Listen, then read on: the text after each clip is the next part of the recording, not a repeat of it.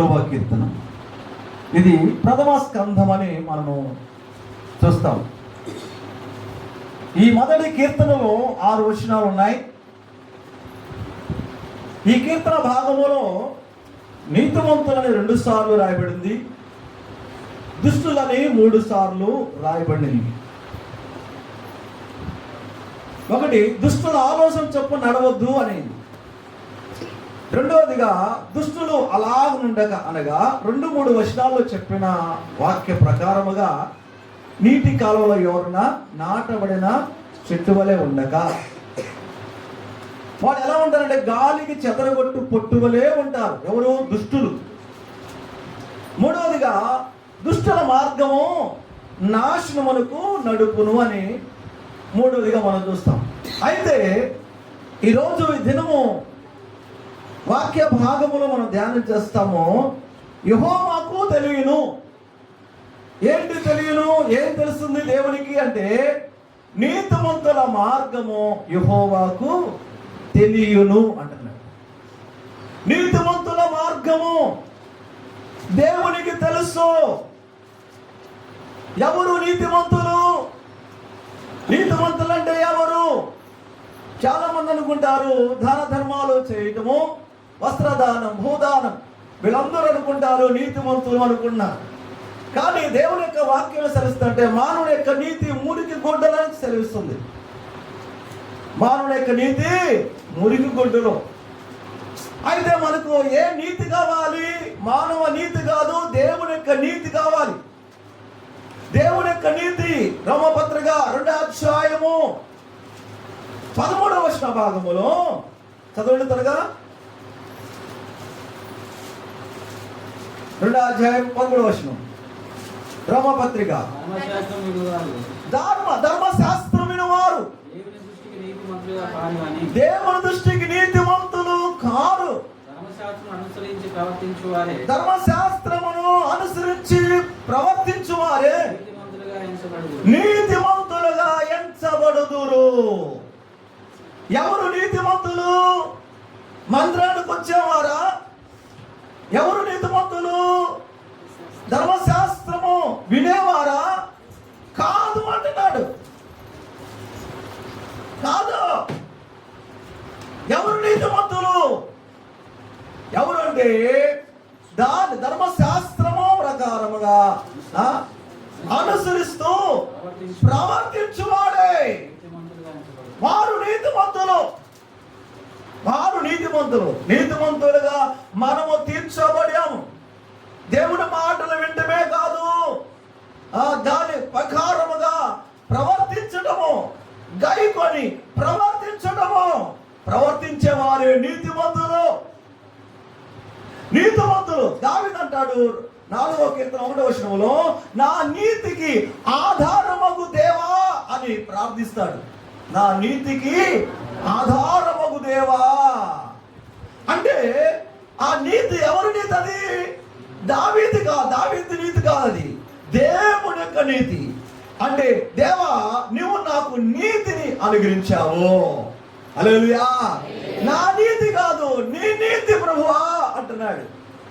నా నీతికి ఆధారమగు దేవా. ఆధారం ఎవరు అంటే దేవుడు. మన నీతికి ఆధారము దేవుడు. మనము రక్షించబడ్డామంటే దేవుడే.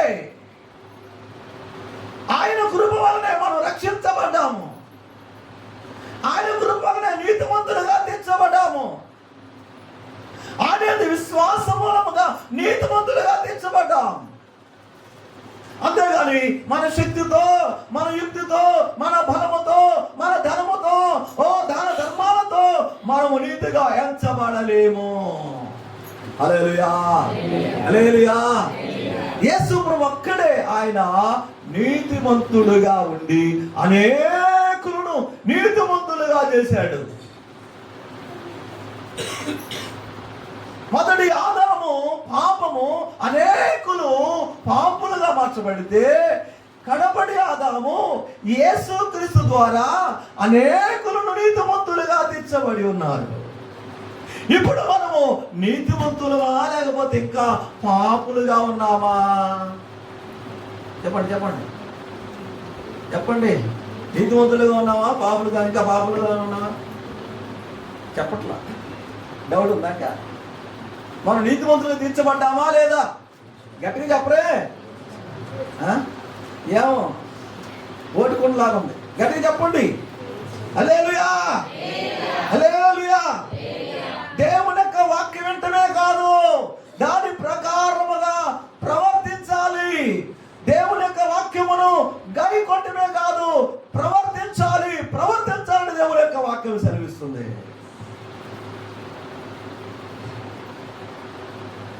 దేవుని యొక్క వాక్య భాగములో యోబు గురించి దేవుడు మంచి సాక్షి చెబుతాడు. ఒక రోజున పరలోకములో దేవదూతల యొక్క సమావేశములో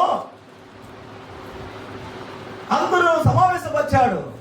గాబ్రియేలు, మిఖాయేలు, తర్వాత ఇంకా చాలా మంది రఫాయేలు, చాలా మంది దేవదూతలు హాజరయ్యారు. వారితో పాటు సాతాను కూడా వచ్చేసాడు. యేసయ్య సాతానుతో అంటున్నాడు, మిగతా వాళ్ళతో మాట్లాడలా. గాబ్రియేలు ఎక్కడికి వెళ్ళావు, మిఖాయేలు ఎక్కడికి వెళ్ళావు అని అడగల. ఎందుకు అంటే వాళ్ళు కూడా దేవుడిని భయభక్తులు గల వారి చుట్టూ వారి దూతలు కావలి ఉండి వారిని రక్షిస్తారు. కాబట్టి వారు కూడా భయభక్తులు గల వారి చుట్టూ ఉంటారు, కాపాడతారు. వీళ్ళను అడగట్లేదు. కానీ ఎవరిని అడుగుతున్నాడు యేసయ్య? సాతాను అడుగుతున్నాడు. ఎక్కడికి వెళ్ళామంటే భూలోకములో ఇటు అటు తిరుగుతున్నాడంట. కాళ్ళున్నాయా తిరగడానికి? ఎంత దూరం తిరుగుతాడు వాడు? గాలోడు. రోడ్లప్పుడు తిరిగేవాడు పొద్దు తిరుగుతున్నాడు ఏమంటారు? అరే గాలోడా అంటారు. ఇప్పుడు సాధారణ గాడు గాలోడు. వీడు గాల్లో తిరుగుతాడు. వాడికి విమానాలు లేవు. విమానాల్లో ప్రయాణం చేయడం కాదు, వాడు మనసులో పలానా రాష్ట్రానికి వెళ్ళండి వెళ్ళిపోతాడు, పలానా దేశానికి వెళ్ళండి వెళ్ళిపోతాడు, పలానా సంఘానికి వెళ్ళండి వెళ్ళిపోతాడు, పలానా కుటుంబానికి వెళ్ళండి వెళ్ళిపోతాడు. వాడు వెళ్ళేం చేస్తాడు? గెలుపులు చేస్తాడు, కలవరపరుస్తాడు, సమస్యలు తీసుకొస్తాడు, రోగాలు తీసుకొస్తాడు, బలహీనపరుస్తాడు. అయితే దేవుడు తన బిడ్డల చుట్టూ కూడా ఆయన అగ్ని ప్రాకారంగా ఉంటాడు, అగ్ని కంచె వేస్తాడు. అయితే యోబు చుట్టూ కూడా కంచె వేయబడింది కనుక వాడు వెళ్ళలేకపోయాడు, టచ్ చేయలేకపోయాడు. వాడు చూస్తున్నాడు, అమ్మా అని వెళ్ళిపోతున్నాడు. దగ్గరికి వస్తున్నాడు, అమ్మా అని వెళ్ళిపోతున్నాడు, రాలేకపోతున్నాడు. చాలాసార్లు వాడు ఎదుర్కోలేకపోయాడు. వాడు తాము ముడుచుకొని వెళ్ళిపోయాడు. న్యాయవంతుడును, దేవునితో భయభక్తి గలవాడు, చెడు తరమును విసర్జించిన వాడు, అతడు వంటి వాడు ఎవడు లేడు.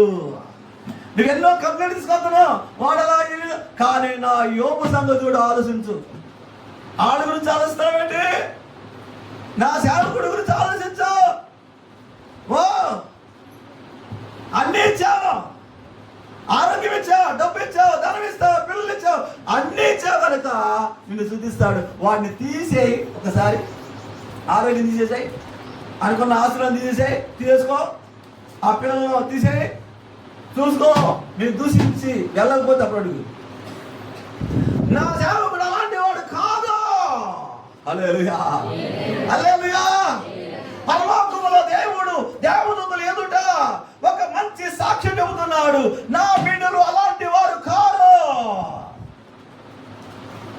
నా బిడ్డలను దూషించరు. కష్టం వచ్చినా, నష్టం వచ్చినా, రోగం వచ్చినా, నింద వచ్చినా నన్ను దూషించరు, నన్ను విడిచిపెట్టి వెళ్ళరు. మంచి మంచి సాక్ష్యాలు అక్కడ యేసయ్య. కానీ మనము ఇక్కడ ఏం చేస్తున్నాం? రోగం వస్తే బాగలేదు, రాలేదు. ఇచ్చినప్పుడు స్తోత్రం, ఇవ్వనప్పుడు సనుగుడు, బాధ, ఏమిచ్చాడని.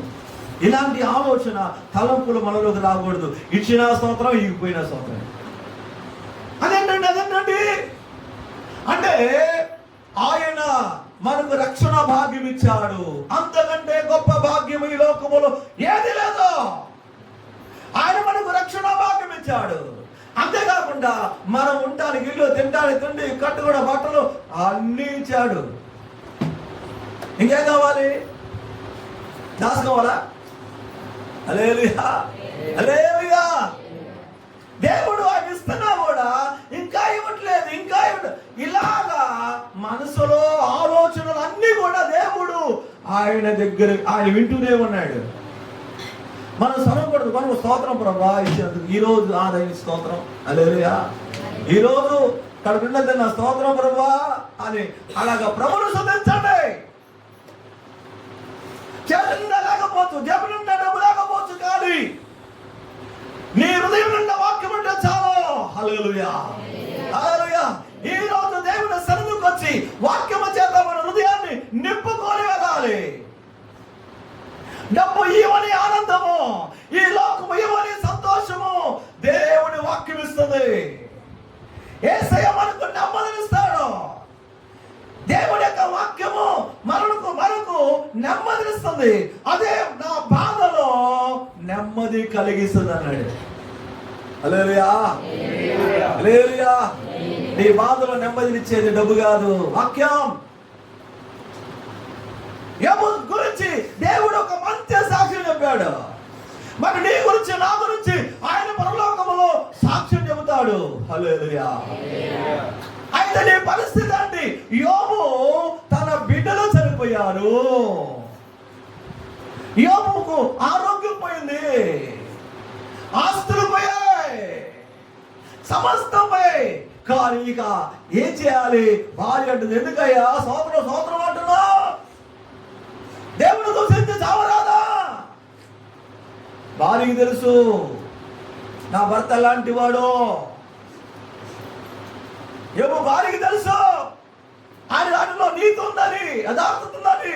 కానీ ఒకవేళ అనుకోవచ్చు ఏంటంటే, ఏమయ్యా అంతసేపు ప్రార్థన చేస్తున్నావు, అన్ని కష్టాలు నీకు వచ్చినాయి, నేను అస్సలు సరిగానే ప్రార్థన చేయను, నేను 2 నిమిషాలు ప్రార్థన చేసి ఆమేనంట, నాకే రోగం రాలేదు. నువ్వు 3 చోట్ల ప్రార్థన చేస్తున్నావు, సంవత్సరం సంవత్సరం అంటున్నావు. ఏమా ఎందుకమ్మా నీకే వచ్చిన కష్టాలు? యేసుని నమ్ముకున్నావు కదా, వస్తాయా కష్టాలు? వస్తాయా? యేసుని నమ్ముకున్నావు కదా, యేసుని నమ్ముకున్నావు చచ్చిపోతారా? యేసుని నమ్ముకున్నావు కదా, ఉద్యోగాలు రావా? యేసే నమ్ముకుంటే అది రావా ఇది రావా అది కాదు. యేసు ప్రభు నమ్ముకుంటే రక్షణ వచ్చింది. హల్లెలూయా. రక్షణ కంటే గొప్ప భాగ్యం మరొకటి లేదు. ఆయన ఇస్తాడు, టైం ఉంది, కంగారు పడవసరం లేదు. హల్లెలూయా. లోకంలో ఉన్న ప్రజలందరూ కూడా ఇలాంటి మాటలు అంటూ ఉంటారు. మనలో ఉన్న భక్తి తెలుసు, మనలో ఉన్న నీతి తెలుసు, అయినప్పటికీ కూడా సూటిపడి మాటలతో గాయపరచడము, బాధపరచడము ఇలాంటివి జరుగుతూ ఉంటాయి. కానీ యోబు భార్య ఎందుకయ్యా దేవుడు చావు, దూషించి చావాలంట, దూషించి చావాలంట. దూషిస్తే ఎక్కడ పోతాడు? నరకను పోతాడు. మరి యోబు భార్య ఎవరి వశంలో ఉన్నట్టు? చావు కోరుకుంటారా భార్యలు? చావును కోరుకునేది ఎవరు? యోబు భార్యకి ఎలాంటి రోగం రాలేదు. యోబు భార్యకి ఎలాంటి రోగం ఆరోగ్యంగా ఉంది. ఎందుకు యోబు భార్యను అలా ఉంచినట్టు సాతాను వాడు వాడుకుంటున్నాడు. అంతకుముందు యోబును పిల్లలు కానీ మరి యోబును కానీ శోధిద్దాం, పడగొడదాం అనుకుంది, కానీ పడగొట్టలేకపోయింది. కానీ ఇప్పుడు యోబు భార్యను పట్టుకొని పని జరిగిద్ది అనుకుంది. హల్లెలూయా. నువ్వు విశ్వాసంలోంచి జారిపోవాలంటే, నువ్వు లోకంలో పడిపోవాలంటే, సంఘంలోంచి నువ్వు బయటికి రావాలంటే వాడు ఎన్నో ప్రయత్నాలు చేస్తాడు. ఆఖరికి ఏదో విధము చేత నిన్ను బయటకు లాగాలని ప్లాన్ చేస్తాడు. హల్లెలూయా. కానీ యోబు మాత్రము భయపడలేదు, దేవుని స్తుతిస్తున్నాడు, ప్రభువును స్తుతిస్తున్నాడు. యోబు స్నేహితులు వచ్చారు, రకరకాల మాటలతో గాయపరుస్తున్నారు, బాధిస్తున్నారు. ఆదరించడానికి వచ్చిన వాళ్ళు ఉన్న బాధ ఎక్కువ చేస్తున్నారు. మీరు ఆదరణకు కర్తలు కాదు, మీ వైద్యం నాకు పని చేయదు అన్నాడు. హల్లెలూయా. కొంతమంది మనుషుల మాటలు అంటే ఎలా ఉందంటే ఆ గాయపరిచిన గాయాలను ఇంకా రేపుతున్నట్టుంది. కానీ దేవుని మాటలు, దేవుని యొక్క ఉపదేశము గాయాలు మారుపుతుంది. హల్లెలూయా. నువ్వు బయట నుండి గాయాలతో వచ్చావు, నీ హృదయానికి గాయాలయ్యాయి. ఎన్నో మాటలు నీ హృదయానికి గాయమైంది.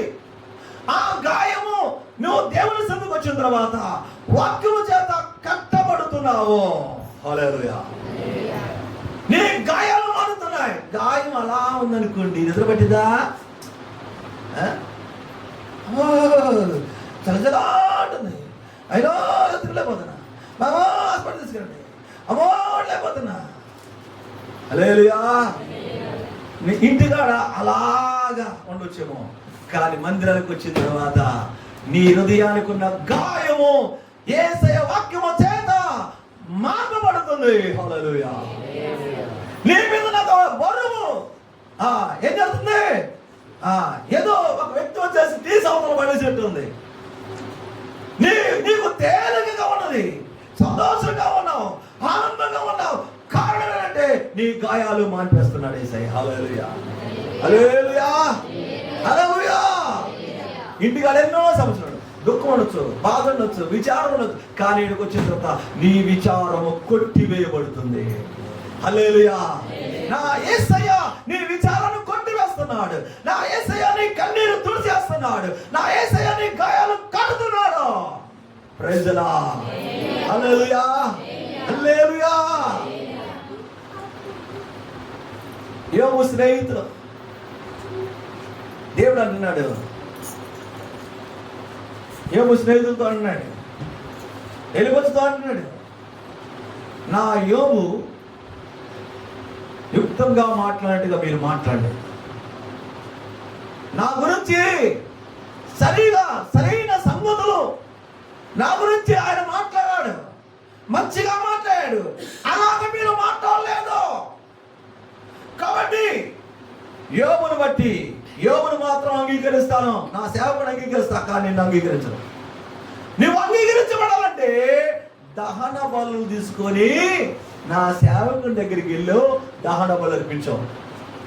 అప్పుడు నా సేవకుని బట్టి నీ పాపాలు క్షమించబడతాయి, మిమ్మల్ని క్షమిస్తాను. హల్లెలూయా. మీరు అలా రాకపోతే మీరు క్షమించబడరు. Praise the lord. ఇప్పుడు యోబు సేవకుడు, యోబు యాజకుడు, ప్రధాన యాజకుడు. హల్లెలూయా. ఎందుకు తెలుసా? ప్రధాన యాజకుడు ఏం చేస్తాడు? యాజకులు ఏం చేస్తారు? దహన బలులు అర్పిస్తారు. ఆ దహన బలులు అర్పించినప్పుడు ప్రధాన యాజకుడు ఆ రక్తం తీసుకొని తన కోసము, ప్రజల కోసము ఆ అతి పరిశుద్ధ స్థలానికి వెళ్ళిపోతాడు. హల్లెలూయా. ఇప్పుడు స్నేహితులు ఎక్కడ రావాలి? యోబు దగ్గరికి రావాలి. హల్లెలూయా. యోబు దగ్గరికి వచ్చి దహన బలులు అర్పించాలి. ప్రత్యక్ష గుడారం దగ్గర, బలిపీఠం దగ్గర బలులు అర్పిస్తారు. ఆ రక్తం తీసుకుని అతి పరిశుద్ధ స్థలాన్ని తీసుకెళ్తారు. ప్రియమైన వారా, చూడండి, మన పాపములు క్షమించబడకపోతే మనం రోగముతో ఉంటాం, సమస్యలతో ఉంటాం, అపజయాన్ని ఎదుర్కొంటాం. యాకోబు పత్రిక 4వ అధ్యాయంలో ఏమిటంటే, యాకోబు పత్రికలో మీలో ఎవరైనా రోగి అయినట్లయితే సంఘ పెద్దలు పిలిపించి నోటు రాసి ప్రార్థన చేయాలంట. అతను పాపములు చేసినట్లయితే ఏం చేయాలంట? ఒప్పుకోవాలంట. అప్పుడు పాపమును ఒప్పుకున్నట్లయితే నీకు స్వస్థత కలుగుతుంది. హల్లెలూయా. హల్లెలూయా. కొందరు ఎలా స్వస్థపడతారంటే పాపాలు ఒప్పుకోవటం వలన. హల్లెలూయా. యేసు ప్రభువు ఒక వ్యక్తి అన్నాడు, నా కుమారుడా, నీ పాపాలు క్షమించబడ్డాయి, నీ పరుపెత్తుకొని వెళ్ళి నడు అన్నాడు. హల్లెలూయా. పక్షవాయు వెళ్ళిన వ్యక్తితో ఆ వ్యక్తి లేచాడు, నడిచాడు, వెళ్ళిపోయాడు. నీ రోగము స్వస్థపడ్డది వల్ల అతని పాపాలు క్షమించబడ్డాయి. కనుక నీవు ఇతరులను క్షమించకపోతే నువ్వు క్షమించబడవు. హల్లెలూయా, హల్లెలూయా. నేను చచ్చినా క్షమించను, నేను చచ్చినా ఐటీ గడప తక్కువ అంటారు కదా. హల్లెలూయా, హల్లెలూయా. ప్రేమ చూడండి, మనము ఇతరులను క్షమించాలి, ప్రేమించడమే కాదు, క్షమించాలి, ప్రార్థించాలి. శత్రువుల కొరకు ఏం చేయాలంట? నువ్వు నిలబడి ప్రార్థన చేసినప్పుడు శత్రువులు దీవించమన్నాడు. దీవులన్నీ శత్రువులు పోతాయి, మనకు రావాల్సిన దేవులు ఆడికి పాటు వింటున్నాయి. అలా ప్రార్థన చేస్తుంట నిప్పులు కొంట నెత్తి మీద పెట్టాడు ఉందంట. హల్లెలూయా, హల్లెలూయా. కొంతమంది చూసారా అక్కడ పెట్టుకుంటా నిప్పులు కొంట పెట్టుకొని. ఒకప్పుడు అలా చేసిన వాళ్ళు చాలా మంది, కొంతమంది ఉన్నారు. ఈ తర్వాత వేసాను, కొంత ఇస్రావతులు పడేశారు. ప్రైజ్ లార్డ్, హల్లెలూయా, హల్లెలూయా. శత్రువు తల మీద నిప్పుల కొండ ఉంటదంట. ప్రైజ్ లార్డ్, హల్లెలూయా. చూడు, దేవుని యొక్క వాక్య భాగంలోకి మనం వెళ్దాము. ఇక్కడ గమనించినట్లయితే రెండవదిగా దానియేలు గ్రంథం 2వ అధ్యాయం 22వ వచన భాగంలో చదవండి. దానియేలు గ్రంథం 2వ అధ్యాయం 22వ వచనం. ఆయన మరుగు మాటలను మర్మములను బయలుపరచును. అంధకారములో సంగతులు ఆయనకు తెలియను. చాలు, హల్లెలూయా. అంధకారములో సంగతులు ఆయనకు తెలియను. దానియేలు ప్రార్థనలో పెట్టాడు ఈ మాట. వివేకులకు వివేకమును, జ్ఞానులకు జ్ఞానమును దయచేవాడు. మరుగైన మర్మాలు, అంధకారములో ఉన్న సంగతులు ఏదన్నా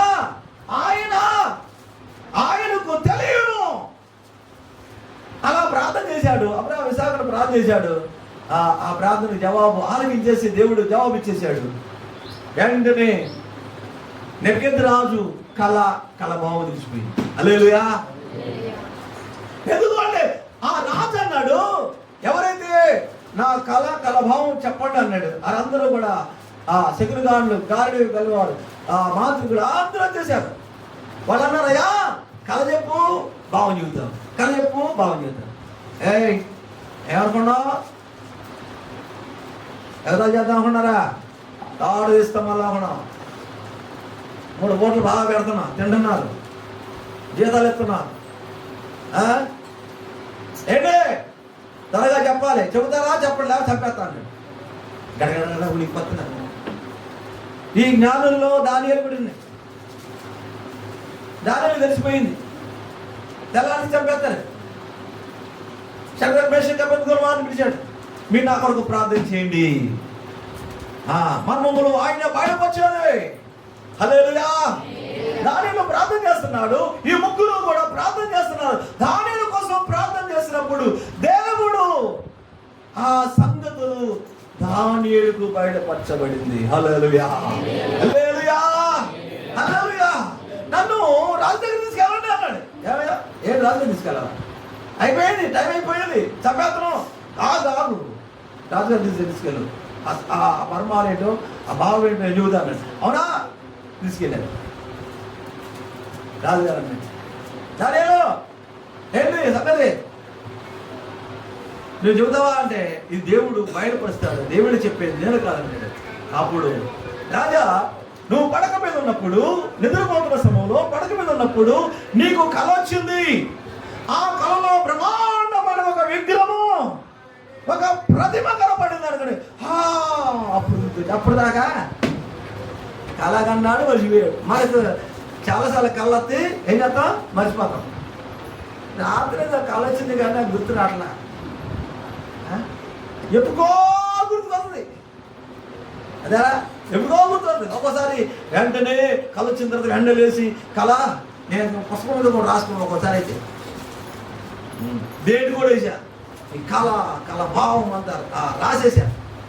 హల్లెలూయా, హల్లెలూయా. దానియేలు చెబుతుంటే అవును, బంగారు శిరసు, వెండి, బంగారు, వెండి, ఇత్తడి, ఇనుము, పాదాలకు ఇనుము, మట్టి అన్ని చెప్పిన తర్వాత రైట్, నిజమే, వాస్తవమే, నేను చూసింది అదే. హల్లెలూయా, హల్లెలూయా. వాళ్ళేమన్నారు, దేవదూతలు దిగొత్తే తప్ప మన వల్ల కాదు, మేము చెప్పలేమన్నా. దేవదూత వస్తేనే చెప్తారా? చూడండి, దేవుని ఆత్మ ఎవరిలో ఉంటుందో ఆ వరము దేవుడు వారి ద్వారా దాని యొక్క భావాన్ని, భాషలకు అర్థము చెప్పగలరు. హల్లెలూయా, హల్లెలూయా. దానియేలు ఒక రోజున పరిస్థితులు వాడి మీద రాయబడిన, దేవుని హస్తాలతో రాయబడిన ఆ మాటలు చదివి వినిపించాడు. దాని భావం చెప్పాడు. మేనే మేనే టేకులు పార్షల్ అన్నాడు. అబ్బా, ఈసారి ఎక్కడ చదువుతున్నా? పరలోక చదువుంది. హల్లెలూయా. ఈ భూమి మీద చదువు అయితే ఎవరని చెప్పేవాళ్ళు, కానీ ఎవరి వల్ల కాటలా. అక్షరాలు మాత్రం చక్కగా ఉన్నాయి. అక్షరాలు మన దేశంలో ఈ భాష ఎక్కడ లేదు. ఎక్కడ ఎంతమంది వచ్చినా కూడా అసలు ఈ భాష చదివేవాడు లేడు. దాని టక టక టక టక చదివారు. అబ్బో, మామూలుగా లేదు. నీ ప్రభుత్వం లెక్క చూసి ముగించేశాడు, అయిపోయింది అన్నాడు, అంతేగా. ఆ రాత్రి అది చదివి వినిపించాడు. దానియేలును మంచి పోస్టులో పెట్టేశాడు. దానియేలుకు మంచి పోస్టులు ఇచ్చేసాడు. ఆ రాత్రే ఈ రాజుగారు, ప్రెసిడెంట్ గారు గుండెబాయి చచ్చిపోయాడు. ఎందుకో దేవాలయంలో ఉన్న ఉపకరణములన్నీ కూడా తీసుకెళ్ళిపోయి 1000 మందికి విందు ఏర్పాటు చేశాడు. విందువులు అంటే ఎంత ఇష్టం, ఎందుకు చేసుకోవడం, ప్రేమ విందులు 1000 మందికి ఏర్పాటు చేశాడు. అది దేవుని మందిరంలో ఉన్న ఆ యొక్క ఉపకరణములు, ఆ పాత్రలు తీసుకెళ్ళి అందులో ఆ యొక్క వ్యాధి సారా అందులో పోసుకొని తాగుతున్నారు, అపవిత్రపరిచాడు. అందుకే దేవుడు రాసి అయిపోయింది, నీ టైం అయిపోయింది, ఇక నీ ఆశ ఆగిపోయింది కందే.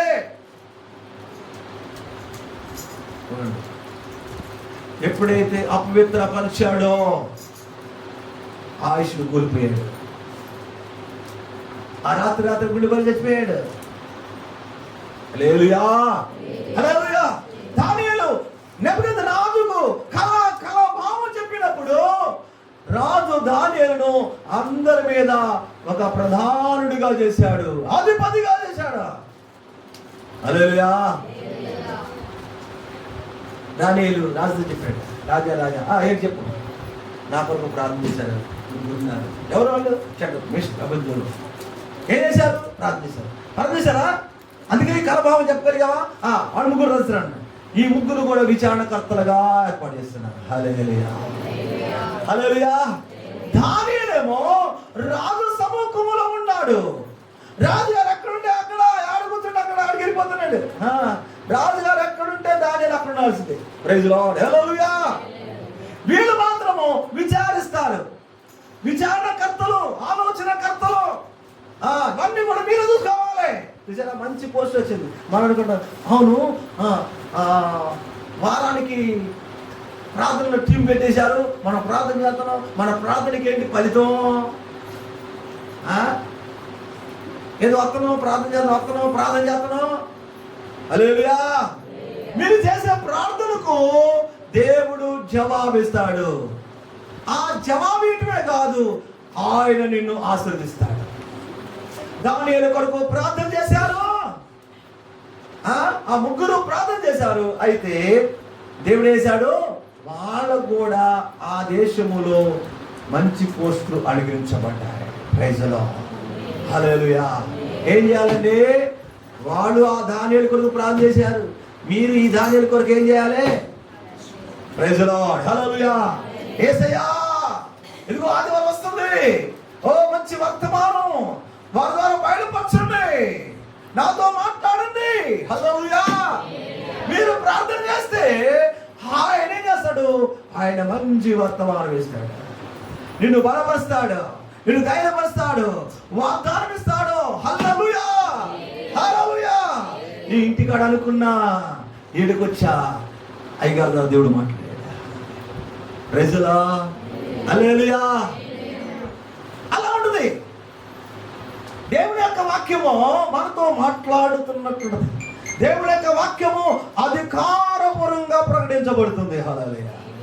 ఏదో భయంతో ఏదో లూజుగా చెప్పడం కాదు. దేవుని యొక్క వాక్యము దేవుని యొద్ద నుండి వచ్చింది. హల్లెలూయా. మీ అంతా ఇక్కడ నిలబడ్డారంటే మామూలుగా కాదు. దాదాపు రాత్రి నాకంటే పాస్టర్ గారు ముందే లేచింది.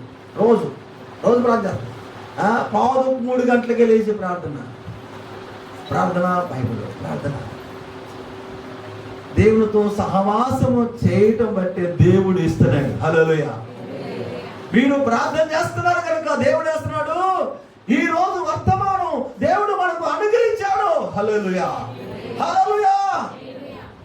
చూడండి, ఇక్కడ దేవుని యొక్క వాక్య భాగంలో గమనించినట్లయితే దానియేలు 3 స్నేహితులకు మంచి పోస్టులు అనుగ్రహించబడ్డాయి.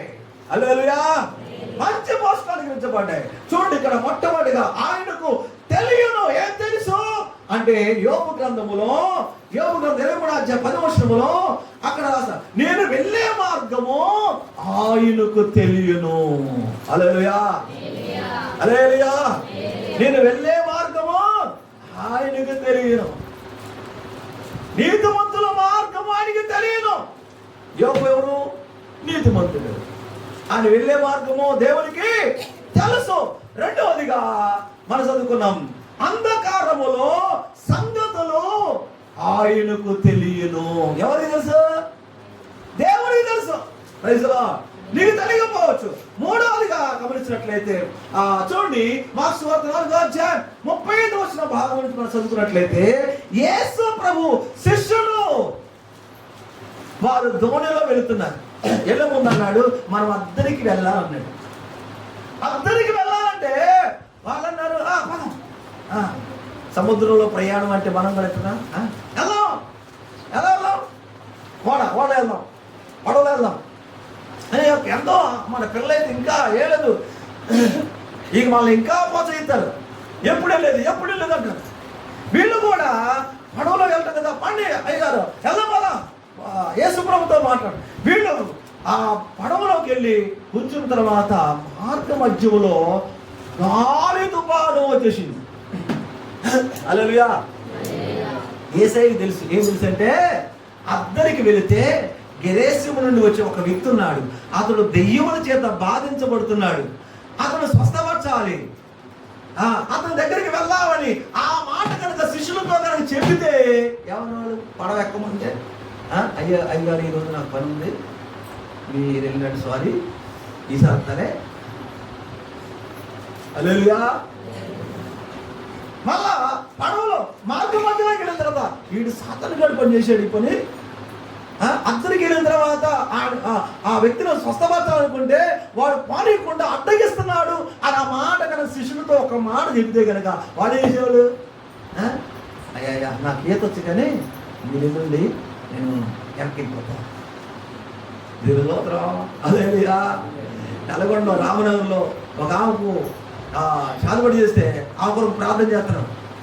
పాస్ గారు నవ్వుతున్నావు, నా పాస్ గారు ఇది పోతుంది, ఏం పోదండి.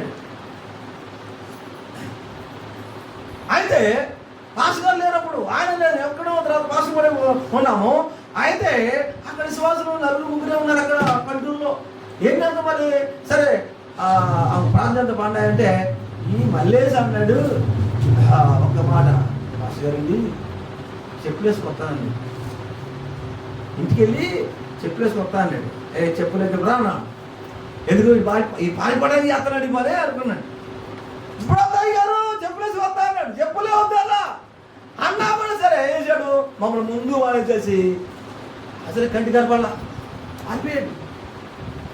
చూసుకో ఎందుకో దెయ్యం పట్టినాము, ఆ దెయ్యం ఆ మీద పడుతుంది, ఎంత భయమో. హల్లెలూయా. ఆవులో ఉన్న దెయ్యం ఎందుకో యేసు ప్రభు కనపడుతున్నాడు. యేసు ప్రభు పోతనా పోయావా? పోయా. ప్రార్థన చేస్తుంటే అది వేసే కనపడదు. ఏసై ఎక్కడ కనపడుతున్నాడు, ఇలా అంటున్నాడంట. ఏసై ఇలా అంటే నువ్వు ఉంటావా, భస్మైపోతావు. నేనే హల్లెలూయా. దెబ్బోడు మారిపోయింది. Praise the lord. Hallelujah, hallelujah. Yesu ప్రభు కనుక ముందుగా చెప్తే ఏం జరిగేదో మొత్తానికి ముందు చెప్పలా. అని తెలుసు. అద్దరికి వెళ్తే గెరేసమునుడు ఒక వ్యక్తి దెయ్యముల చేత బాధించబడుతున్నాడు, గాయాలతో ఉన్నాడు, దెయ్యాలు బాధిస్తున్నాయి. అతను ఎవరు బాగు చేయలేదు. ఆయన కోసం వెళ్తున్నామంటే వాళ్ళు వెంటనే అక్కడ డ్రాప్ అయ్యేవాళ్ళు. లేకపోతే ఇంత తుఫాను, గాలి తుఫాను రావటానికి కారణము సాతాను చేసిందంటే ఒకవేళ అన్నాడు అనుకో, ఇక నీటిలో దిగేసి ఇక పరిగెళ్ళిపోయాడు. హల్లెలూయా. అద్దరికి వెళ్ళి అందరూ చెప్పలేసేయ తెలుసు. హల్లెలూయా. ఆడికి వెళ్ళిన తర్వాత దెయ్యాలు పట్టాడు. గబా గబా గబా పరిగెత్తుకు పడ్డాడు. హల్లెలూయా. నజరేయుడైన యేసు, దావీదు కుమారుడా, నన్ను ఇప్పుడే బాధించడానికి వచ్చావా అంటే, ఇప్పుడు నరకం వేయడానికి వచ్చావా అంటే, అది పొందులు మందులు వద్దు చేయనగానే పోండి అన్నాడు. పొందులు తెచ్చిపోయింది. పొందులు తెచ్చిపోయినాయి. పొందులో యజమానుడు ఏడుతున్నాడు. ఓ నా జీవనంతో పోయింది ఏడుతున్నాడు. ఆయనతో పాటు పొందున్నారు కాపలా కాసేవాళ్ళు ఆలోచించారు. అయితే మీ ఊరు పోదాప అంటే వాళ్ళు అన్నారు, ప్రభా మా ఊరు రావద్దు. అయ్యా రావద్దా? ఎందుకు రావద్దు అన్నారు?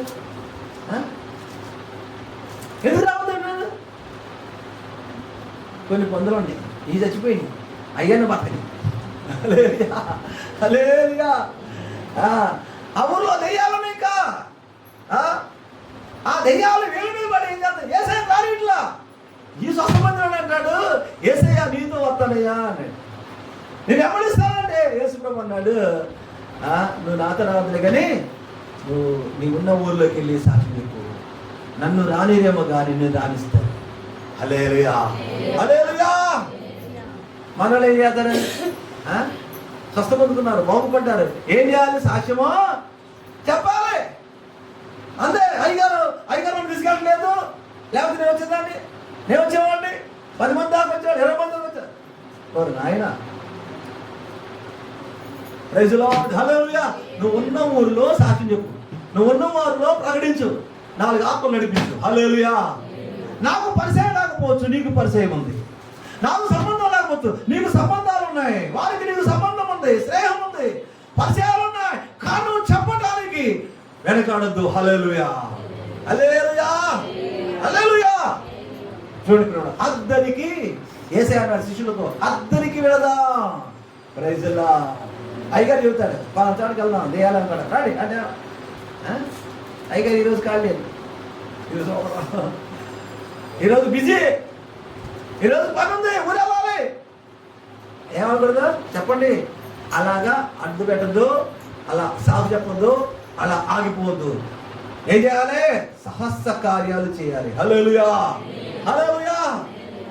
దేవుని యొక్క దక్షిణాస్తము సహస్ర కార్యములు చేస్తుంది కనుక ఆయన మనకు తోడుగా ఉన్నాడు కనుక ఎక్కడికి వెళ్ళినా జయమే ఉంటుంది. హల్లెలూయా. ఎక్కడికి వెళ్ళినా జయమే. కనుక మనం భయపడవద్దు, వెనకాడొద్దు. ఏం చేయాలి? వెళ్దాం. ఈరోజు ఎక్కడండి? వస్తాం. హల్లెలూయా, హల్లెలూయా. కనుక మనము ఈ లోకములో ఉన్న దేనికి భయపడద్దు అన్నాడు. విగ్రహములకు కానీ దేనికి భయపడద్దు. భయపడ్డావా అవే మీకు ఉరిగా ఉంటాయి, అవే మీకు చెప్పండి బల్లెమలగా ఉంటే పక్కలో బల్లెమలగాను సోలాలుగా ఉంటాయి అంటే బాబోయ్ మామూలుగా లేదు. అదేనా? ఏం చేయాలి? దేనికి భయపడవద్దు, దెయ్యాలకు భయపడద్దు, నువ్వు వదిలిపెట్టి వచ్చిన వాటికి భయపడద్దు, మనుషులకు భయపడద్దు. ఎవరు భయపడాలి?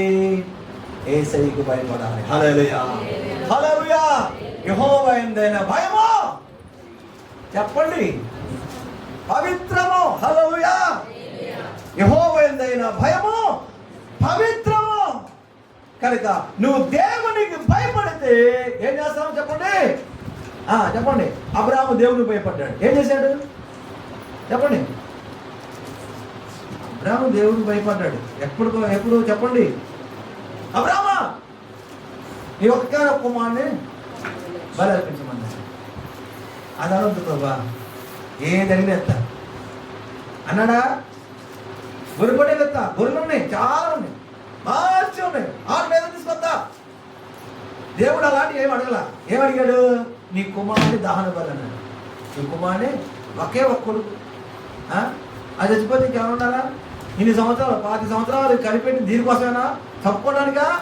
చేతులారా నాకు దహన బలి అర్పించాలి అనగానే చెప్పా చేయకుండా ఎవ్వరికి చెప్పలేదు. కుమారుడు ఎందుకు పోతున్నాడు? ఏం చెప్పదు. హల్లెలూయా, హల్లెలూయా. ఆడికి వెళ్ళిన తర్వాత అయిపోతున్నాడు, కత్తి అయిపోతున్నాడు, చంపబోతున్నాడు. ఒక్క క్షణము అబ్రామా అని పిలవకపోతే కనుక వేసేవాడు. అబ్రామా ఆగు, ఒక్కగాను కుమారుడు, నాకు ఈక నువ్వు వెనజరగలేదు, అయితే నువ్వు ఇందును బట్టి నువ్వు దేవునికి భయపడవాడని నాకు తెలుసు. హల్లెలూయా, హల్లెలూయా. ఎప్పుడు తెలుసు? ముందే తెలుసు. హల్లెలూయా. నువ్వు బలర్పించక ముందే తెలుసు నువ్వు ఈ పని చేస్తావని. నువ్వు ఒక కుమారుడైన సరే నాకు ఈయడానికి వెనకాడు, కుమారుడి కంటే నన్ను ఎక్కువగా ప్రేమిస్తావని నాకు ముందే తెలుసు. తెలుసుగా నాయన, ఎందుకు ఈ పరిచయం పెట్టావు? మమ్మల్ని ఏడిపించడానికా? హల్లెలూయా, హల్లెలూయా. కనుక ప్రతి ఒక్కరు కూడా ఏముంటుందంటే పరీక్ష ఉంటుందండి. అంటుందా? పరీక్ష ఉంటుంది. మన ముందు పెడతాడు, అడిగింది చెప్తాడు, ముందు పెడతాడు కదా, అది ఇచ్చే అంటాడు. దేవా దేవా ఏ బ్రోవా అందుకని దేవుని స్తోత్రా. దేవుని హృదయాన్ని ఎరిగిన వారు మాత్రము తప్పనిసరిగా ఏం చేస్తారో? హల్లెలూయా, ప్రైజ్ ది లార్డ్. కనుక దేవుని కొరకు మనము జీవించాలి, దేవుని కొరకు మనం బ్రతకాలి. దేవుడు ఏది అడిగితే అది ఇచ్చేటట్టుగా చెప్పండి. లేదు ప్రభు అడగదు, ప్రభు అడిగినా దేవుని స్తోత్రం. రాత్రి రండమ్మా అంటే వస్తాలండి అంటారు కదా, రాదు. ఏమో వస్తాను ఎందుకు రాలేదు? మరే ఆ రోజు ఏదో పని ఉన్నాయి, వస్తానగా మాట ఇచ్చా కదా, రావట్లేదండి అంటే బాగోదు కనుక వస్తానండి. దేవుని స్తోత్రం. హల్లెలూయా. రెస్టెన్స్ పోతామేమో. హల్లెలూయా. కాబట్టి ఇప్పుడు చూడండి, మనం మాట ఇచ్చిన తర్వాత ఏం చేయకూడదు? ఆగొద్దు. 3 6 అయినా 6 3 అయినా ఏం చేయాలి చెప్పండి? ఏం చేయాలి? ఎంత పని ఉన్నా సరే పక్కన పెట్టేసి మందిరానికి పరుగు. దేవుని స్తోత్రం. హల్లెలూయా. కాబట్టి ఇప్పుడు మనము మన పనిని సమర్పించుకోవాలి. ఇంకా సమర్పించుకోవాలి, చాలా ఉన్నాయి. దేవుని స్తోత్రం. హల్లెలూయా. మన హృదయాన్ని సమర్పించుకోవాలి, సమయాన్ని సమర్పించుకోవాలి, మన ధనమును సమర్పించుకోవాలి. హల్లెలూయా. నీ సమర్పణ బట్టి చూస్తాడు. ఎందును బట్టి నీ సమర్పణ బట్టి, నీ త్యాగాన్ని బట్టి ఆయన చూడండి. నువ్వు ఇందుని బట్టి నువ్వు దేవుడికి భయపడే వ్యక్తి. దేవుడికి భయపడి మనం చెయ్యాలి. ఏం చేసినా చెప్పండి, ఏం చేసినా దేవుడికి భయపడి చేస్తున్నావు. ఏమన్నా దేవుడు ఏం చేయడు? ఏమన్నా చేసినా నన్ను ఏం చేయడు అని కాదు. దేవుని స్తోత్రం. హల్లెలూయా.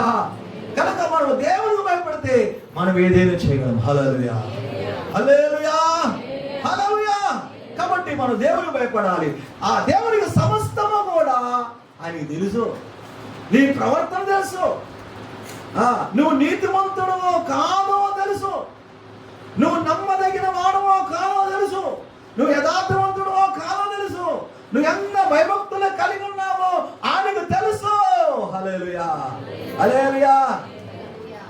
సాతాను గాడు వాడు వచ్చినప్పుడు వేసే అంటాడు, నా బిడ్డలు చెప్పండి హల్లెలూయా, నువ్వు అనుకున్నట్టు నా బిడ్డలు కాదు, నువ్వు చెప్తారు వెళ్ళిపోరు అలగరు. దేవుని స్తోత్రం. అలాంటి సాక్ష్యం చెప్పాలి. పరలోకంలో సాక్ష్యము. ఇక్కడ నువ్వు నీ సాక్ష్యం చెప్పుకోవడం కాదు. మన మన మన సాక్ష్యం మన చేత మరే మన పెళ్ళికి మనే తాళాలు వాంచుకున్నట్టుగా మన సాక్ష్యం మనం చెప్పుకోవడం కాదు. దేవుని స్తోత్రం. హల్లెలూయా. ఒకటి సాక్ష్యం అంటే యేసయ్య మనల్ని రక్షించాడు, అంతకంటే గొప్ప సాక్ష్యం కావాలి. Praise the lord. హల్లెలూయా. పరలోకములో సాక్ష్యము, భూలోకములో సాక్ష్యము. చూసారా ఎన్ని కష్టాలు వచ్చినాయో, ఎన్ని బాధలు వచ్చినాయో, ఎంత శోధన వచ్చినా కూడా ఏసైని వదిలిపెట్టలా, ప్రార్థన వదిలిపెట్టలేదు. బైబిల్ తీసుకున్నారు, ఏసైని వెళ్ళిపోతున్నారు. చూసారా ఎంత ప్రేమిస్తున్నారో ఏసైను. ఇక్కడ సాక్ష్యమే, అక్కడ సాక్ష్యమే. హల్లెలూయా, హల్లెలూయా. కాబట్టి మీరు యోబు అంటున్నాడు, ఏమంటున్నాడు యోబు? నేను నడుచు మార్గము, నేను వెళ్ళే మార్గము నా దేవునికి తెలుసు. ఆ తర్వాత నేను ఎలా మారుతానంట? సువర్ణవలే మారేదను. హల్లెలూయా. బంగారం ఏమన్నాడు? బంగారం. సువర్ణ అంటే బంగారం, ఇంకేమన్నా దేవుని స్తోత్రం. బంగారం బంగారం కొట్టుకుపోతే బాబా ఏం తీసుకోవాలి? ఏది వదిలిపెట్టబోద్దు కాట్లా. ఉంగరం చూస్తే, నా గడ చూస్తే, ఇంకా చెవులు చూస్తే ఏది కూడా వదిలిపెట్టు కాదు. ఎందుకో డబ్బులు అయితే లేవు. హల్లెలూయా. ఏం చేయాలి? అప్పు సప్పు చేసి కొనాల్సిందే, తేవాల్సిందే. బంగారం తప్పనిసరిగా నా ఒంటి మీద ఉండాలి, లేకపోతే ఇంట్లో ఉండాలి. తెలుసుకోవటం. బంగారం అంటే ఎంతమందికి ఇష్టం అండి? చెప్పండి. ఇష్టమైన వాళ్ళు చెప్పండి. బంగారం అంటే మీ ఇంట్లోకి చెప్పండి. తెలుసు. హల్లెలూయా. ఇంకొద్దా బంగారం? హల్లెలూయా, హల్లెలూయా. ఒకవేళ స్తోత్రం అన్నాడు. హల్లెలూయా. ఆయన బంగారం ఉందా? హల్లెలూయా.